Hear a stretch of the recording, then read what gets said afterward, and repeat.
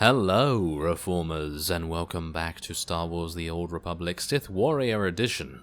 And we are back with Xenon and Vet, and of course Lieutenant Pierce, who fought off a so-called 300 enemy units. And that is, well, pretty impressive, but I don't somehow think that 300 is actually possible to fit in this very, very small corridor, but I suppose maybe they were using that as a bottleneck, as some kind of tactic, but yes, I don't know really. I mean, I choose to believe him because, well, he is on our side and I can't really fault him for anything, but there's a nice bonus mission completion as well, and we are now going to head on to General Durant. Obviously, he is waiting for us, so let's see where he is.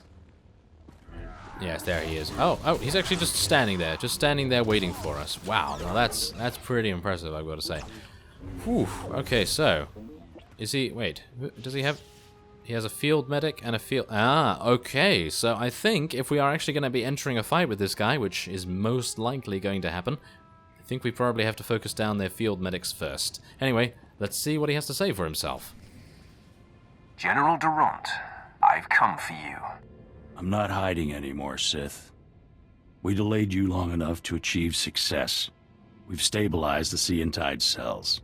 Now, the Republic has a new power source that gives us the advantage in this war. I'm just here to take you out, Durant. General Frelka and General Mint's sacrifices won't be in vain. This blaster is the prototype, powered by the smallest Seentide battery. You're about to see just how lethal it is. Everyone, attack. Well, he's a very calm fellow, isn't he? I'm actually kind of surprised that he is that calm. Oh yes, also, my battle plan just completely went out the window, as you could see there. Yes, my battle plan was, oh yes, let's probably focus down our field medics. Yes, the field medic enemies. Yeah, let's just focus those guys down. But no, I decided, hey, you know what, I'm just going to ignore everything that I said before the fight and just try and focus down General Durant himself, which was not a good idea, because he was just going to continually get healing. Obviously, we probably could have bursted through it, but, well, it's just simpler and easier to eliminate the ads first, I guess. You will not defeat General Ferrer. The last of the War Trust will be neutralized in no time. You're in for a surprise. For the Republic. Wow, they really die in some very undignified ways. I mean, he literally just fell forward on his face.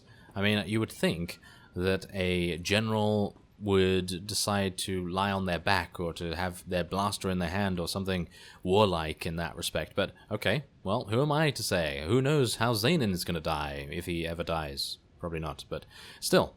Let's see what we have on the holocommunicator. I'm in a medevac transport. Arriving back at base. Needed to tap you. Darth Barris has made contact. I updated him. I have him and Moff Herden on holo for you.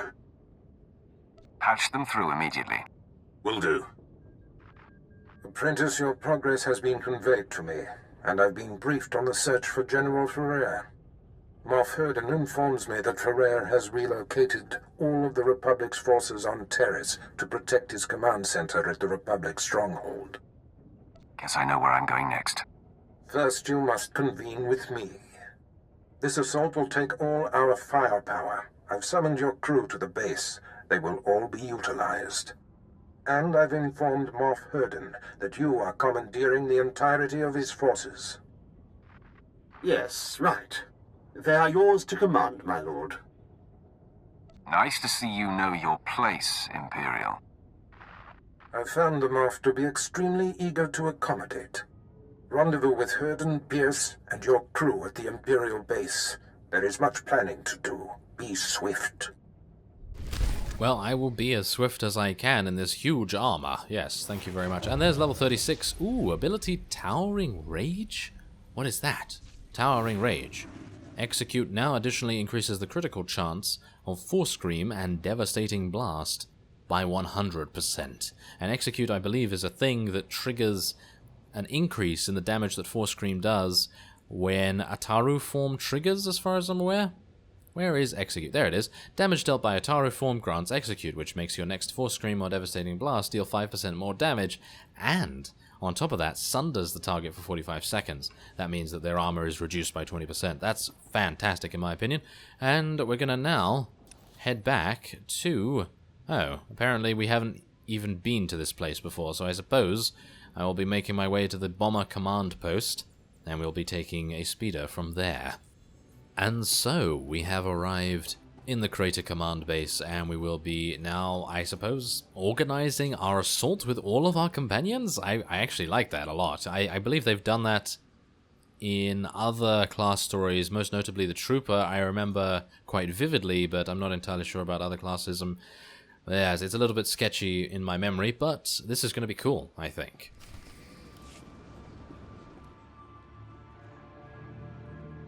I am here. Let the war begin. Yes, time is of the essence. Lieutenant Pierce, Captain Quinn, bring my apprentice up to speed on our enemy's activity. Yes, my lord, it's a fairly complex situation. General Ferrer, the War Trust's most senior member, is garrisoned in a fortified wing of the Republic's main base. He's got a huge army protecting him. More reinforcements on the way. We're outnumbered 8 to 1. My lord, the lieutenant's statistics are inexact, but the general thrust is sound. The numbers favor Ferrer, but there are ways around that. If you have a plan, let's hear it. Now, to maximize our chances, we must coordinate 3 simultaneous strikes. One will destroy the base's power station. Another will sabotage its spaceport force field to thwart any reinforcements.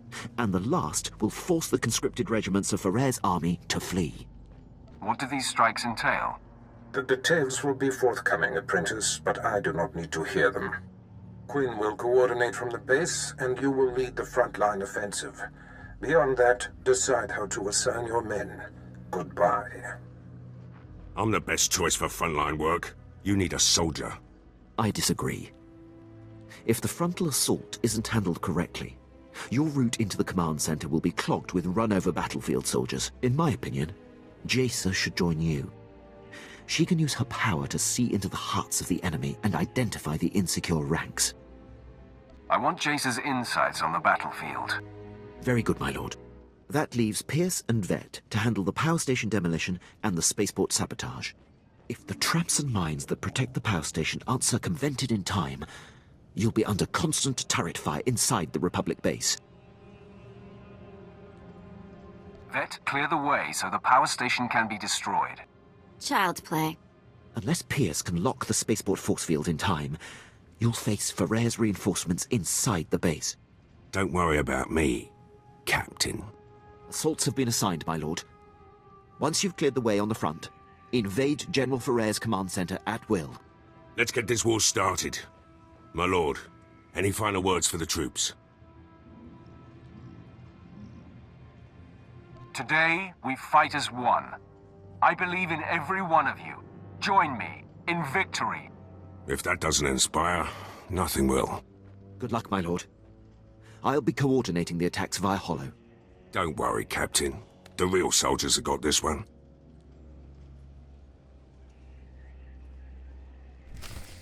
Alright, well, that's pretty nice. That is pretty nice, I gotta say.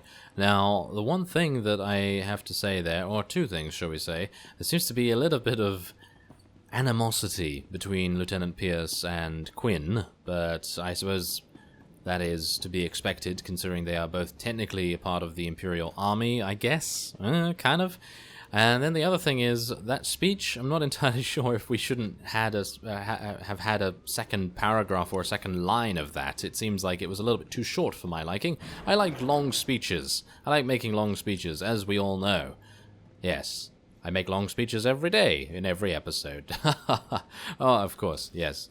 Tooting my own horn once more. Anyway, let's now head on and infiltrate General Ferrer's compound. Hopefully everyone has been assigned correctly, or at least to the best of their ability.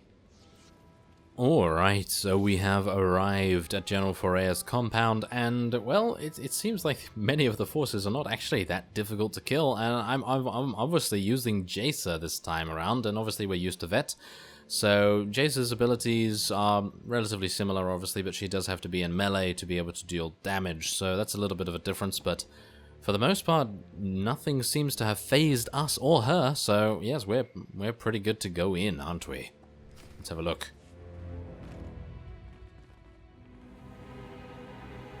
All alert. The enemy is sighted.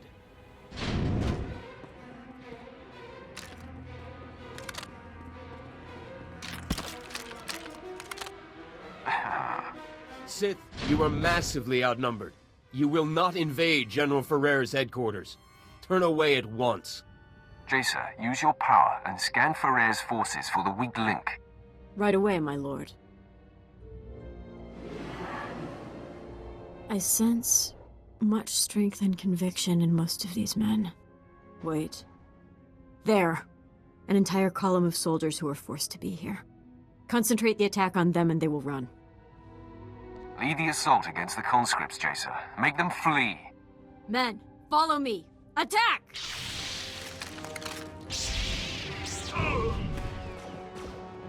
Conscripted scum.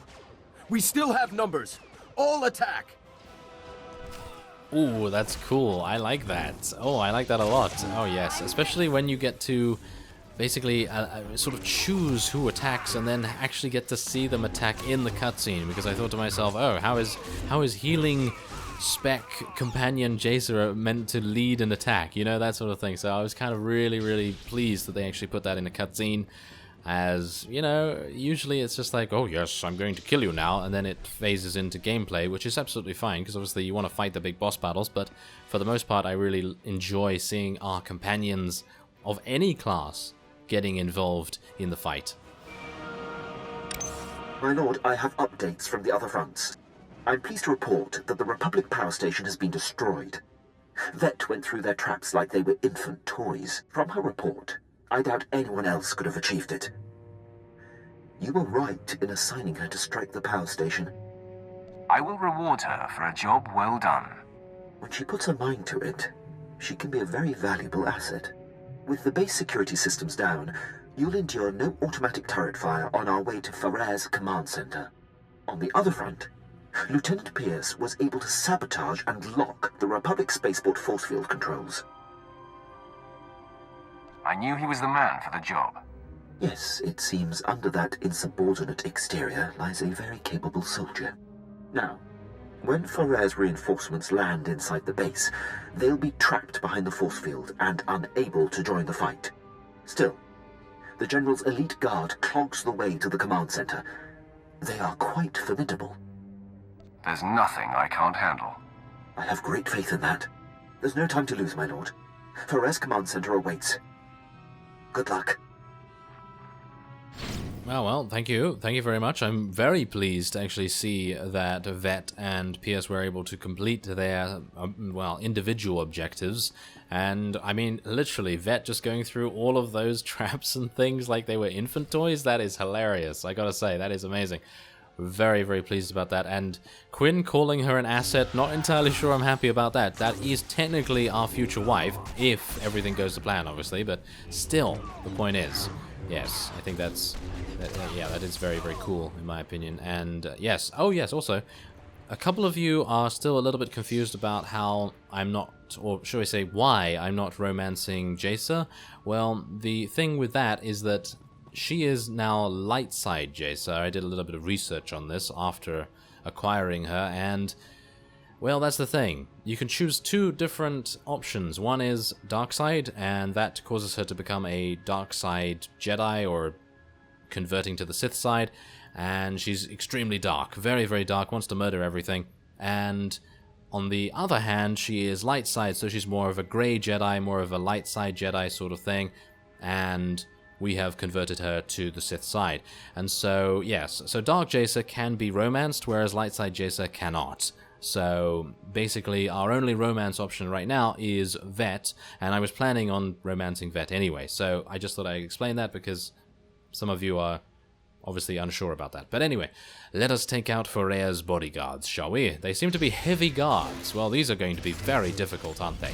They're going to kill me very, very easily. I mean, look at them. They're just dying like flies. They're very, very threatening. Not at all. in actual fact. Okay, well, anyway, let's see. Where is... Oh, there he is. Hello. Why did you run out from there?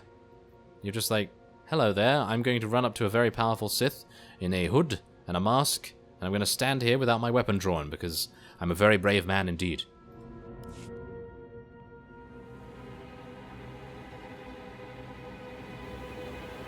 It's time for you to join the rest of the War Trust, Ferrer. Quite the contrary. After you took down my fellows, I knew my only chance was to delay you. And my gambit has paid off.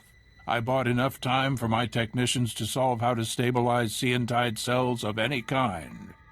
The future is upon us, Sith, and you have the privilege of bearing witness.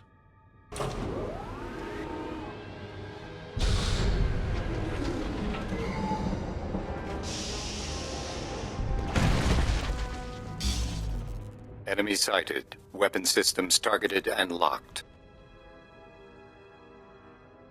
I've handled war droids before. Not like these, you haven't. Seantide technology increases the strength of whatever it powers tenfold. The Republic fleet and arsenal will make your weapons obsolete. The Empire will have no choice but to surrender, which you should do now. It is you who should surrender, General. And let the Empire gain this technology? Never. Droids, full assault! Engaging all weapons. Okay, is it just me that thinks that this Seantide droid should be more like a text-to-speech program or something like that? I know, it's actually kind of hilarious. I got called the text-to-speech program the other day, but I think this guy probably would be able to take the cake there, but obviously he's meant to sound like a droid and everything, but I kind of find it hilarious that they gave it a voice. Like, why did they give it a voice? I mean, surely the Republic has better things to do than to give a droid like this, a prototype, a voice that tells the enemy that it's about to attack. I mean, it's just like, I'm going to attack you very, very soon. Don't worry, I have very, very big lasers, and I'm going to destroy you very quickly. Yes, it's kind of a bit ridiculous, isn't it? I mean, considering. I mean, yes, okay, droids can talk, and they should probably talk, but for a prototype, not entirely sure that they rushed to get ready. It's kind of a bit confusing, but anyway. Hello, Ferrer. We're still alive, and your droid is over there in a mess. You are beaten, General. I can't believe it. All this work, all this death, for naught. I wish I could sit around and discuss where I went wrong, but a good leader always has an exit strategy.